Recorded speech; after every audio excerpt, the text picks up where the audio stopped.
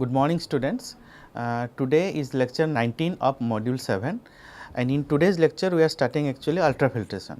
So, we will learn the basic principles of ultrafiltration, the various advantages of ultrafiltration, the membranes and modules that is designed for the ultrafiltration and different types of ultrafiltration configurations, means the different way how ultrafiltration can be carried away. So, as you know it is a pressure driven process in which water and low molecular weight solutes permeate through the membrane, while the particles, colloids and other macromolecules are retained or rejected. So, the primary mechanism of ultrafiltration is size exclusion.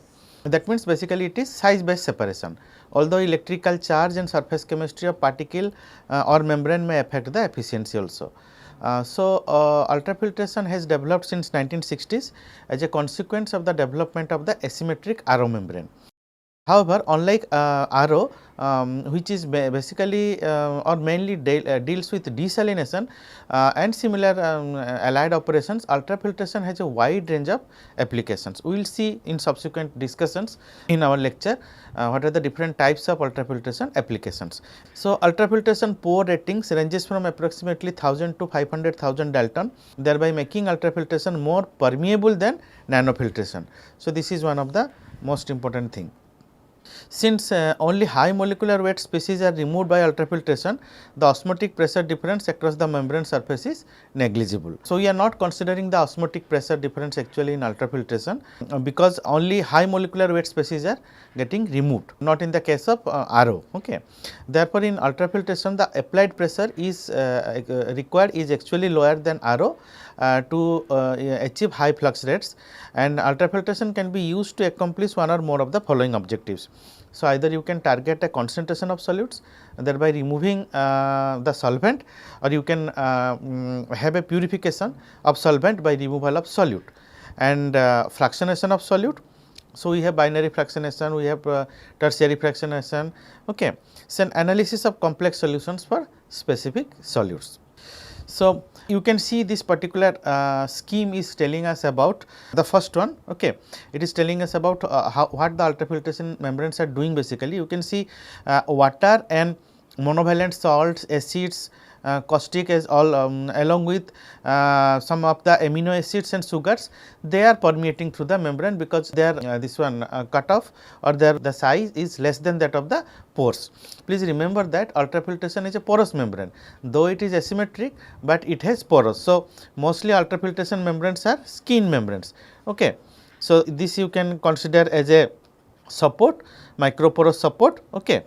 Right, and over that there is a skin layer. Okay. It is just like your RO, okay, asymmetric membranes, but RO membranes are not actually porous, but here the skin layer. Okay. So, this is also porous, right. So, that is why you need to understand this. Okay. Due to the nature of the ultrafiltration membrane, in spite of having it is asymmetric in nature, it will permeate some of the solutes along with the solvent, which is essentially water. Okay. However, it will reject viruses, proteins and different macromolecules, bacteria, fats and enzymes and suspended solids. So, most of the times ultrafiltration also used in water treatment to remove the TSS, the total suspended solids. So, here you can see in another example where ultrafiltration what it is doing is been classified into three things. First is this minimal reduction, then partial reduction or complete or significant reduction. So, this reduction means it is rejection. Okay. So, you can see algae is partial rejection because there are algae, there are microalgae, cyanobacteria and all these things.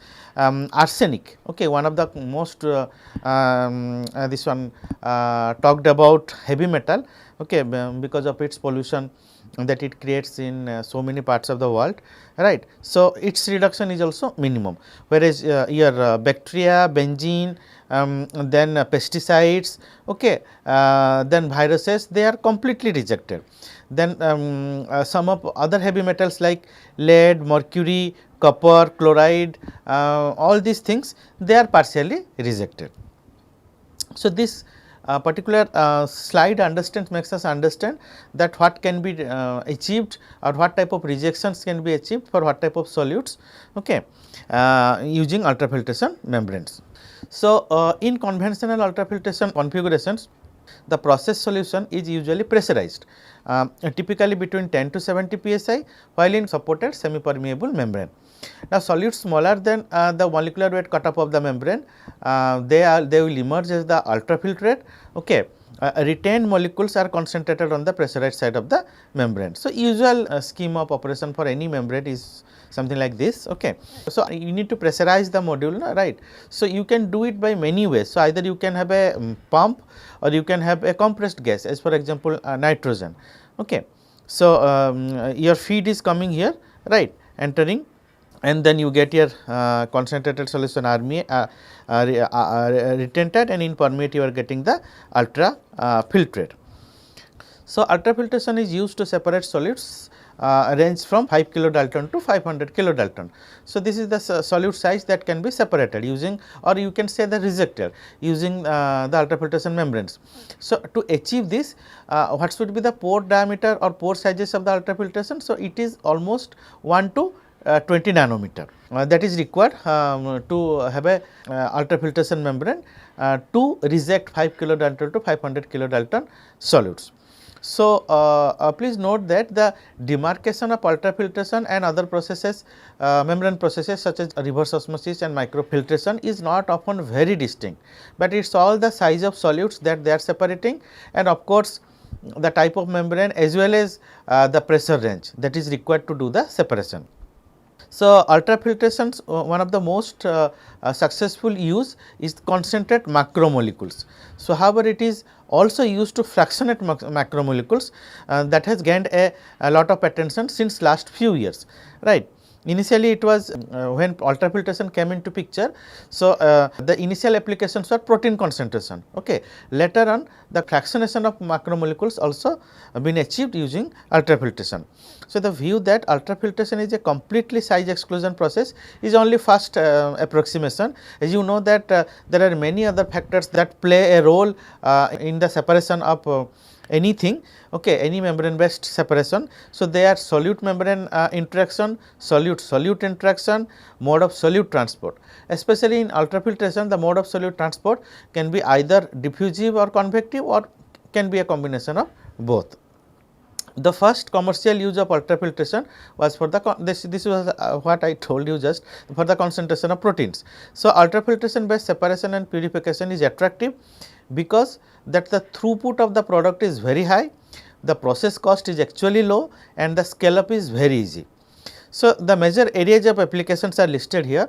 They are fractionation of macromolecules, removal of solvent from solutions of macromolecules, diafiltration. So, diafiltration is a classic example or a mode of operation of ultrafiltration. I will show you the scheme later on. So, here what is happening, the removal of the salts are actually carried out and other low molecular weight compounds. Then the removal of cells and cell debris from the fermentation broth, virus removal from therapeutic products, harvesting of biomass, that basically cells, mature cells, membrane reactors and bioreactors, and effluent treatment, both for domestic as well as industrial. What should be a ideal ultrafiltration membrane look like? So, what type of features they should have? So, ultrafiltration membrane should possess high hydraulic permeability to solvent. They should have a sharp retention cutoff. We have already discussed what is this retention cutoff, sharp and diffusive. It should have a good mechanical durability. The mechanical strength should be good, good chemical as well as thermal stability for various types of applications, excellent manufacturing reproducibility as well as the ease of manufacture.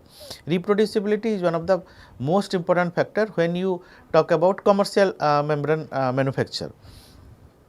So, UF membranes usually differ from the microfiltration membrane in terms of their morphology. So, microfiltration membranes are symmetric membranes, pore shape and size may be different, however, ultrafiltration are asymmetric. I just draw you and show you how there is a skin layer, right. So, microfiltration membranes do not have a skin layer. Okay. So, however, ultrafiltration layer do possess a skin layer, but it is a porous skin layer. So, do not confuse with the RO membrane which is also a asymmetric membrane. Okay. So, this skin layer gives the selectivity to the ultrafiltration membrane, whereas the microporous layer is providing the support, mechanical support basically. The thickness of the skin layer usually ranges from 0.2 to 10 micron depending upon the material and also the intended application. But again you remember, just like even RO also, here also the thickness of the top layer, that is the skin layer, must be as thin as possible. Okay. So, because if it is more thick, then it will provide an extra membrane resistance to the overall resistance of the flow of the solvent or solute. So, which is not good. So, let us understand the different advantages of the ultrafiltration processes. So, for industrial application, ultrafiltration processes offers the following advantages. The first one is that the process can be carried out at ambient temperature, right. So, thus avoiding thermal as well as oxidative degradation of products. So, no thermal requirement is there here. However, in such cases solute diffusion coefficient is temperature dependent. So, second thing is that ultrafiltration permits the removal of water up to 90% at ambient temperature. Since there is no phase change occurring, so breaking of emulsions, collapse of gels and mechanical damage do not occur. No solvent or other precipitating agents are required for the concentrating purposes. No generation of wastewater. Please, this is one of the thing which you can compare with RO, reverse osmosis. There is a RO reject, right. So, here there is no generation of wastewater. So, keeps essential minerals in water unlike your RO, and can be installed quickly and fitted easily. So, these are some of the basic informations of ultrafiltration processes. So, the driving force is of course the pressure gradient, usually 1 to 10 bar. The transport mechanism is pore flow. Separation principle is actually sieving, or you can call it size exclusion. The size of the retained species or the rejected species lies between 100 to 10 to 100 angstrom. Membrane type can be asymmetric, porous or composite. Membrane material can be polysulfone, polyether sulfone, polyvinylidene fluoride, polyacrylonitrile, polyimide, aliphatic polyamide, cellulosic, and as well as ceramic also. Ceramic ultrafiltration membranes, mostly tubular type, is becoming very popular nowadays for most of the commercial applications. Pore size is usually 1 to 100 nanometer, flux is 50 to 1000 liter per meter square hour, and energy consumption is 10 to 150 watt per meters cube. So, the important characteristics of the membrane material are porosity, morphology, surface properties, mechanical strength as well as chemical resistance. So, this we have just seen what are the different types of materials, membrane materials that can be used to prepare a ultrafiltration membrane. These membranes usually have two layers, a thin layer which is 0.1 to 0.5 micron layer made up of cellulose ester, and a substructure support material, the more microporous one. So, most of the today's membrane are prepared by a slight variations of the Loewen Sory-Rajan process. During manufacturing of the ultrafiltration membranes, their membranes are casted onto the membrane support. So, only the semi permeable thin layer is in contact with the sample during the process, right. So, the support material below the membrane does not affect any filtration characteristics.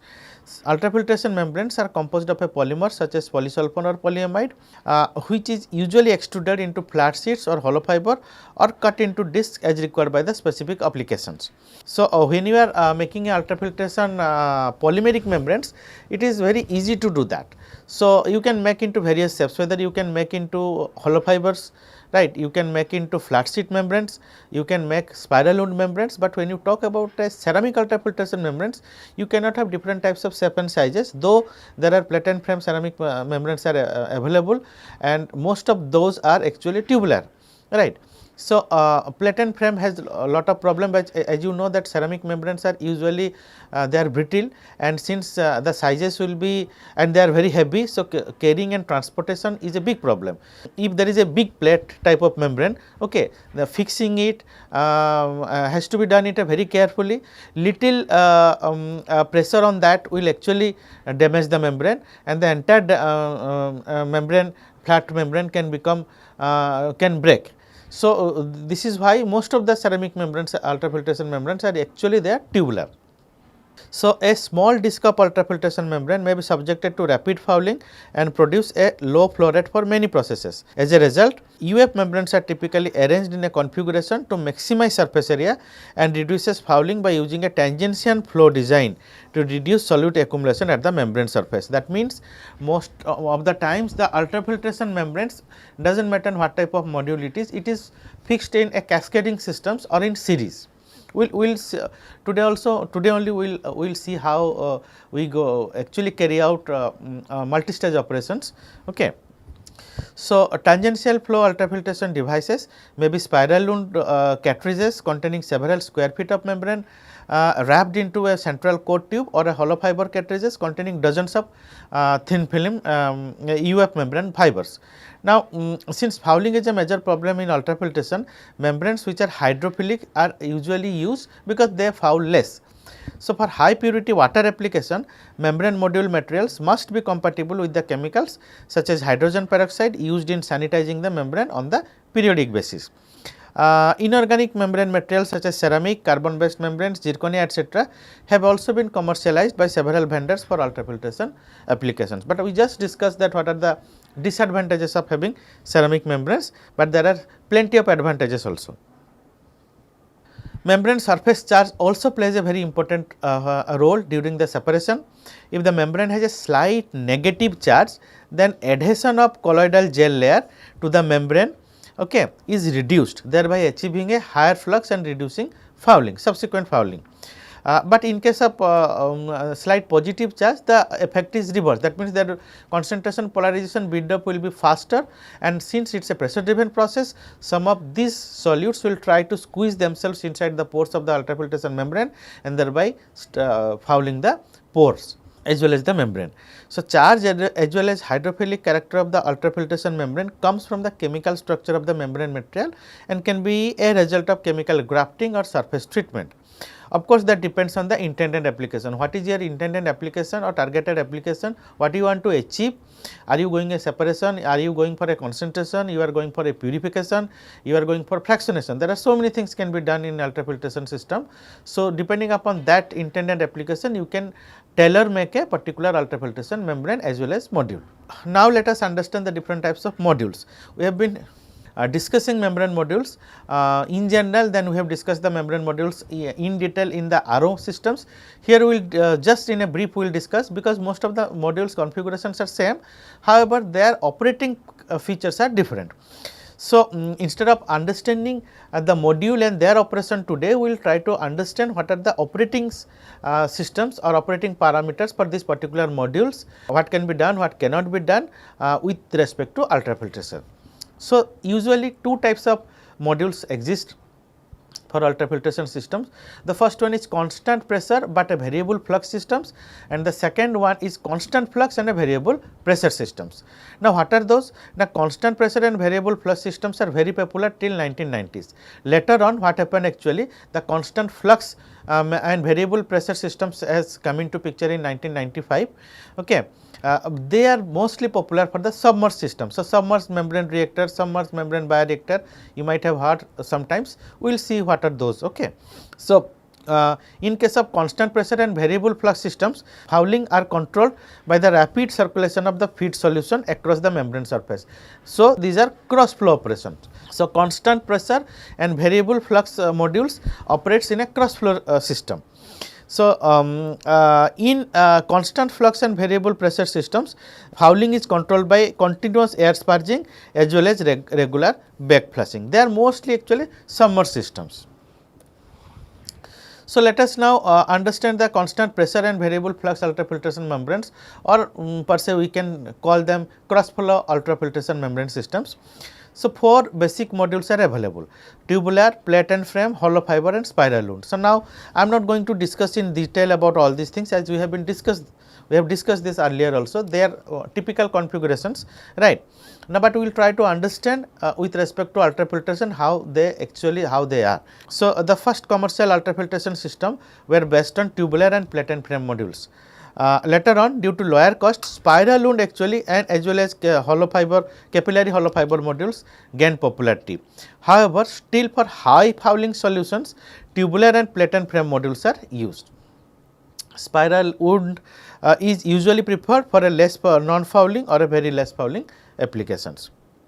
Yeah, these are hollow fibers. This is a hollow fiber module, ultrafiltration module. This is your tubular ultrafiltration modules. Okay, and this is plate and frame ultrafiltration modules. Okay.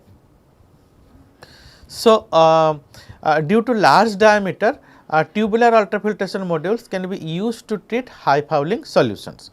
In applications such as treatment of electrocoat paint, concentrations of latex solutions or separation of oil water emulsions, the fouling resistance and ease of cleaning of tubular modules outweighs their cost, large footprint and high energy consumption. So, basically there will be question, there will be thoughts coming into mind that what type of module, what type of membrane has to be used. As I told you earlier many times, I am again repeating that the intended application will tell us what type of membrane as well as module we are going to use. Let us say for one example, I have to remove virus from therapeutic products, okay, for the pharmaceutical industries, in the biopharmaceutical industries. Okay. So, that is for human consumption. So, you can understand that all the viruses or any such nuisance which is present in the initial feed solutions needs to be removed. So, in that when we are designing such a system designing a membrane system, may it be ultrafiltration or anything, then for the therapeutic applications, then please note that we do not think about cost that much. Of course, cost is a factor, anyway it is for the therapeutic applications needs to be removed. Now, let us say we are talking about a wastewater application where we are removing the different components of the wastewater stream, okay, and we want almost a water in which the pollutants, it should be free from pollutants as well as microorganisms. So, here we can little do compromise depending upon the what is the intended application of the water which is coming from the membrane system. Are you going to use a potable water? If it is a potable water, then maybe RO is fine. It may needs little remineralization, but that is a different issue, and if it is not so, then ultrafiltration also give us ultra pure water, okay, may not be directly used for the drinking water purposes, but can be used for other purposes, right. So, you can have microfiltration membrane also. So, cost is we have to see actually what is the intended application, then you decide what type of membrane as well as module has to be considered. So, in case of tubular ultrafiltration membranes, usually several 5 to 8 feet long tubes are manifolded in series.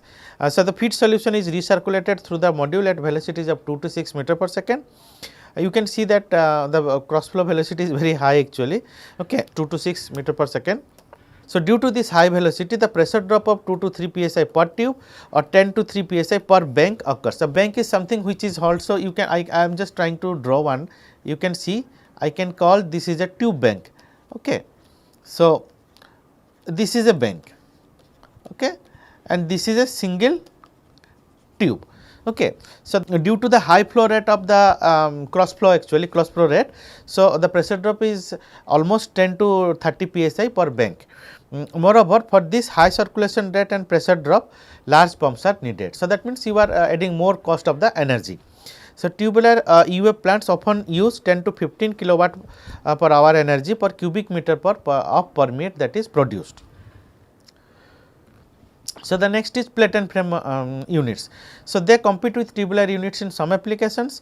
They are less fouling resistant compared to tubular ones, but are relatively less costly. So, when that is what I was telling you, na, if you are going for a application which are not therapeutic product application, you can always go for plate and plate system or some other membrane applications. Okay. Right, mostly it consists of a flat membrane envelope with a rubber gasket around its center outer edge. Now, these envelopes along with spacers forms a plate that is contained in a stack of 20 to 30 plates. So, one single plate I am trying to show something like this. So, it is a single plate. So, you can have so many different types of plates, okay. So, and thereby making it a stacks of plates. So, you can have in a stack, right. So, usually a stack contains 20 to 30 plates. Typical feed channel heights are 0.5 to 1 mm, and the system can operate under high shear conditions. So, they are especially good for bioseparation application. Bioseparation usually means that separations of proteins and antibodies. Okay. So, these units have less lifetime, however, the high value separation that they perform as for example, the bioseparation, okay, they can support this cost. they can be operated at high pressure than tubular and capillary modules. Usually 150 psi is not very uncommon. They are compact design, then small hull of volume and absence of stagnant areas make them suitable for sterilization, right. So, when you are doing bioseparation applications, that means you are purifying or concentrating proteins, then sterilization of the modules as well as membranes is a must. So, they are sterilizable. This is one of the beauty of this plate and frame systems. So, for these reasons plate and frame units are used in pharmaceutical and food processing industries. So, the next category is hollow fiber modules. So, they are introduced in 1970s by Romicon. So, typical hollow fiber module contains usually 500 to 2000 fibers, single fibers, okay, with a diameter of 0.5 to 1 mm, housed in a 30-inch long and 3-inch diameter cartridge. Now, please understand that this is not something sacrosanct. So, this is usual, okay. It can be smaller than this size or it can be larger than this size also. So, the membrane area is usually about 2 to 10 meter square. So, feed is pumped down the bore of the fibers and operating pressure are quite low, normally not more than 2 bar. The normal feed to residue pressure drop for a capillary hollow fiber module is 0.2 to 0.5 bar. Now, with this they achieve good throughputs with many solutions, ease of cleaning along with small hold of volume and clean flow path. They are used in biotechnological applications. So, the next one is spiral wound modules. So, spiral wound is adapted for UF systems, though initially developed they are developed for the reverse osmosis systems. So, unlike RO, here in case of UF the spiral wound modules, they have coarser feed spacer material, okay, often as much as 45 mil thick. So, 1 mil is equals to 0.001 inch. Okay. So, this unit is usually used when we are talking about this spacer materials. So, these coarse spacers prevent particulates from lodging in the spacer corners. Okay. To have a long term use, pre-filtration is of feed down to 5 to 10 microns is usually required, so that the clogging will be less, and they are especially used to produce ultra pure water for electronics as well as pharmaceutical industries.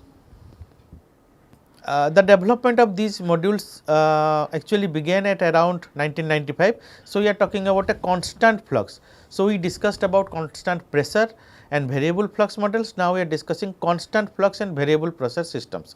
Now, the classic example is the submerged membrane modules, in which a constant flux is maintained by a variable speed pump sucking the permeate through the membrane.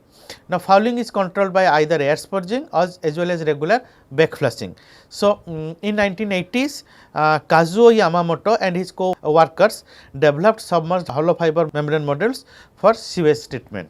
Now, initially these units consist of a looped hanks of hollow fibers immersed in a substrate solutions.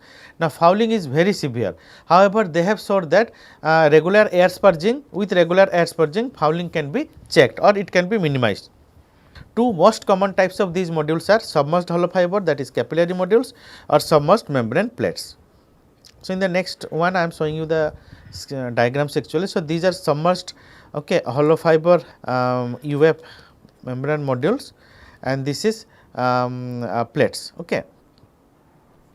So, you can see here how actually the hollow fiber the plate system looks like. You can see this air and water both are flowing in this direction, okay, and we are getting here aeration is done inside this. This is the membrane, this is another membrane. So, aeration is done here in between the space between this membrane, and this is this yellowish color you can see, this is the supporting panel.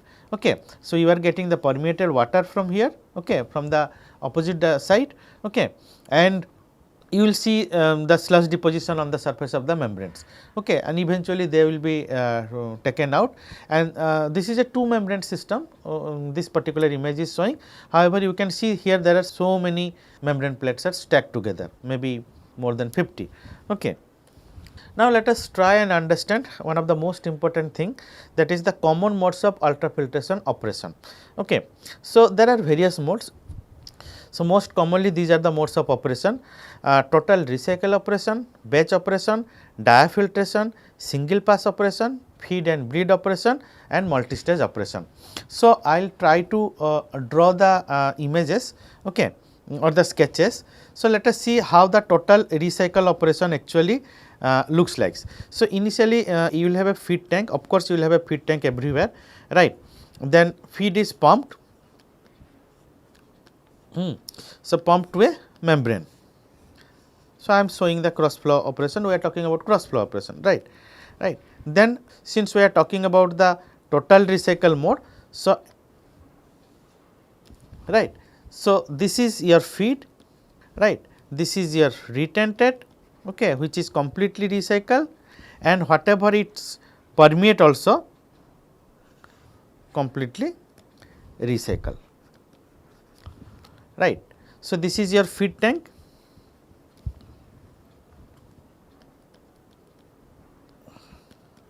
Now, you know how why this is actually required.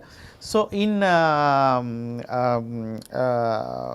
total recycle mode operation, because most of the times when you are trying to develop a membrane and you want to characterize it, study its properties and its performance, initially we will study the membrane using this total recycle mode.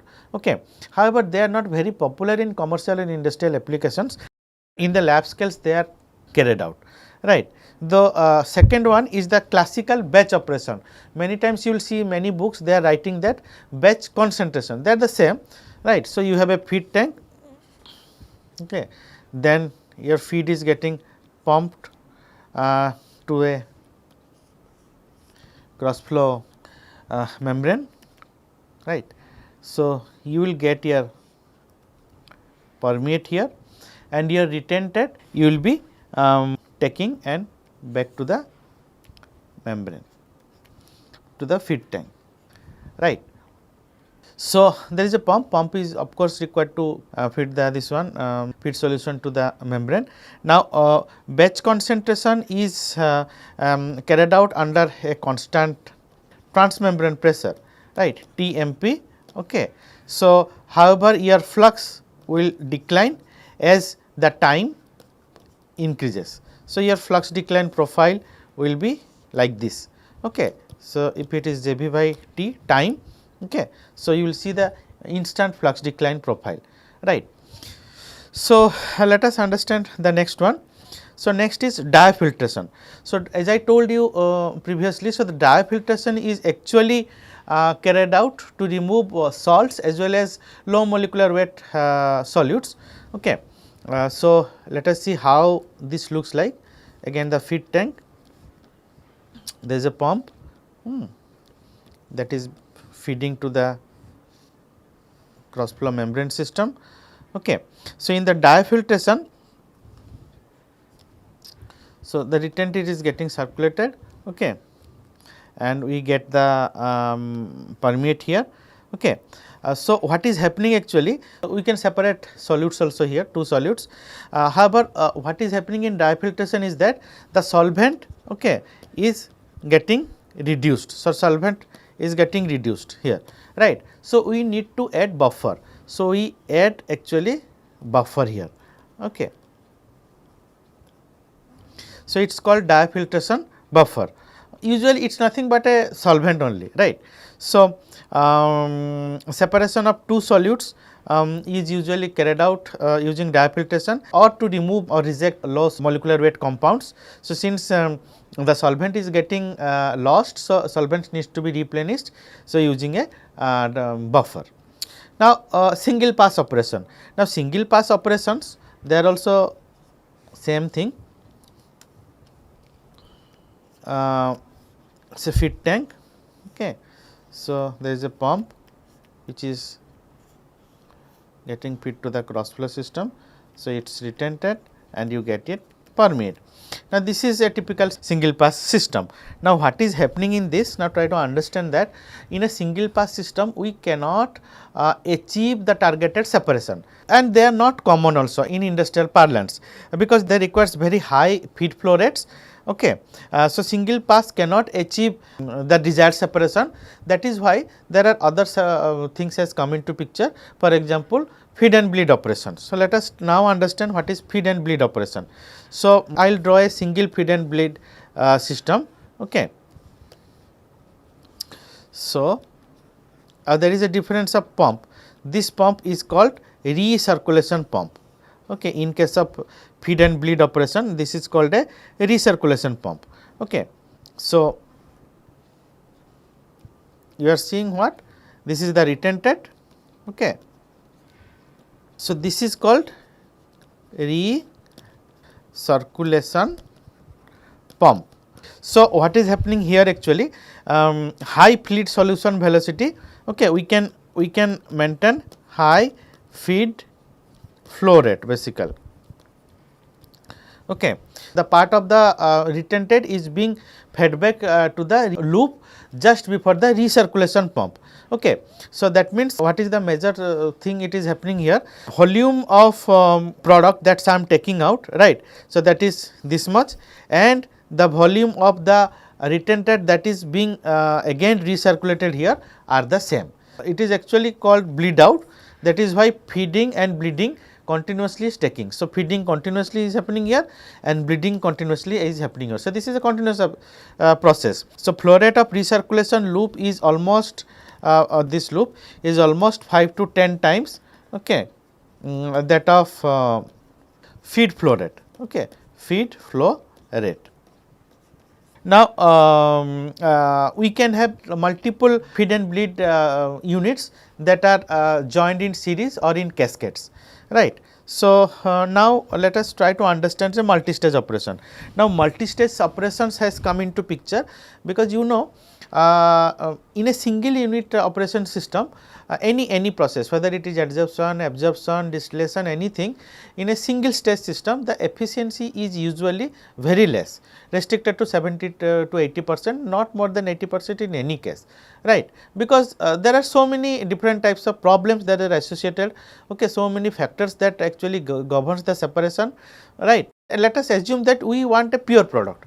Or we want to separate or get rid of everything, all virus, not a single virus should be there in a therapeutic products.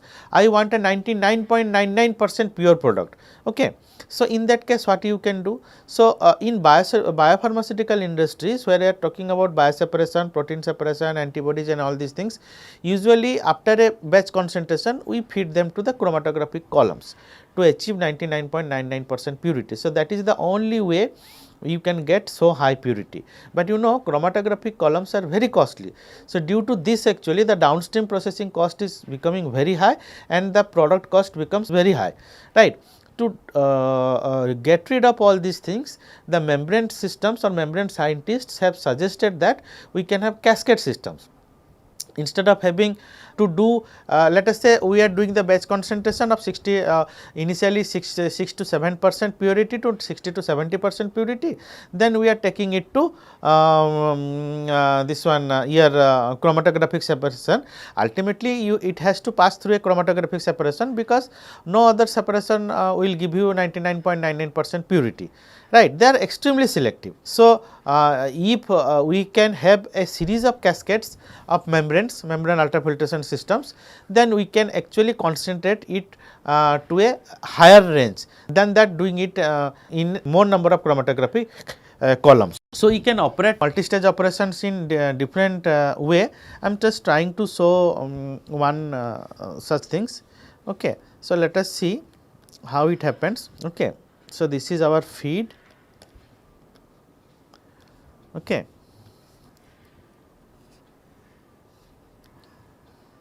Okay. See, this is unit 1, this is unit 2, this is unit 3. Let me draw, then I will explain. See, this is feed. Okay. So, we get permeate 1, we will get here permeate 2, we will get here permeate 3. Okay. So, we collect them all and we get overall permeate here. And here what is happening? Okay, the retentate from unit 1 is being fed as feed to the unit 2, right. Again the retentate from feed from unit 2 is the feed to the unit 3. So, what we get here? We get overall retentate here, R here. So, this is called in cascades, okay, or they are called in series. So, those who have read chemical reaction engineering, they must have read tank in series model, okay, where the equation of overall performance is usually given by eta t equals to eta 1 plus eta 2 into 1 minus eta 1, okay, plus eta 3, okay, into this total here plus it goes on. So, that was about our this one multi-stage operations, right. Now, we can have this multi-stage operations in a different way also. So, like I am just trying to just erase this, then we can I will just try to draw also some other small system here. Okay. So, let us say this is here. So,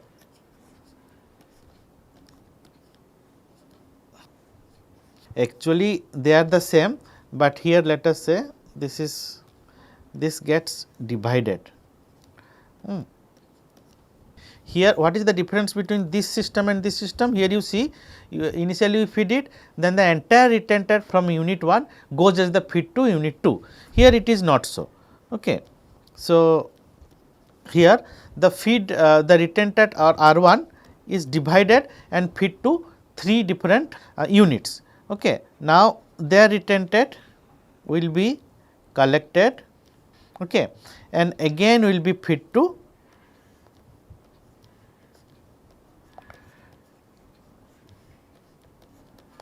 cross flow systems, right. So, this is how it happens. Then the permeates will be collected, okay.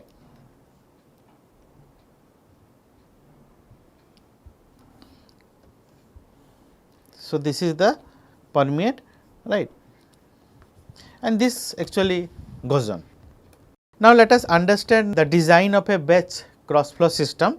So, let us assume that membrane has a constant rejection of the solute of interest. Okay. So, that means R equals to 1 minus Cp by Cb. That is equals to 1. So, Cp is your concentration of the solute in the permeate, Cb is the concentration of the solute in the bulk or feed, you can see. So, it follows that increase in solute concentration in feed tank from initial concentration Cb naught to the concentration at time t, that is Cbt, is proportional, okay, to the volume of solution remaining in the feed tank. So, this is the equation. So, Cbt by Cb naught equals to V naught by Vt. So, V naught is the initial volume of the tank, feed tank, and Vt is the volume of the feed tank at any time t. So, the volume of the permeate that is removed is nothing but V naught minus Vt. So, if the membrane is slightly permeable, that means R is less than 1, then the concentration ratio that can be achieved can be written in this equation. So, it is ln of Cbt by Cb naught equals to R ln V naught by Vt. So, you can see this particular diagram or the figure in which the concentration ratio Cb T by Cb naught is plotted against volume reduction, that is 1 minus Vt by V naught in percentage. You can see where R equals to 1, that means the constant rejection or the complete rejection, okay. You can see the volume that is reduced is the highest, right, and when membrane becomes semi permeable little, okay, your rejection reduces 0.8, 0.6, okay, you can see, right. So, the volume that is reduced actually getting less, right. So, with this we will wind up today's lecture. So, most of these lectures are taken from various books, and this one some from Becker, some from this one Mulder, okay. So, please refer to these books and read. In case you have any doubt, please feel free to ask me or write to me at kmohanty@itg.ac.in, and in the next class we will discuss about the models of ultrafiltration transport such as pore flow model, concentration polarization model, mass transfer coefficient, membrane rejection and sieving coefficient. So, thank you very much.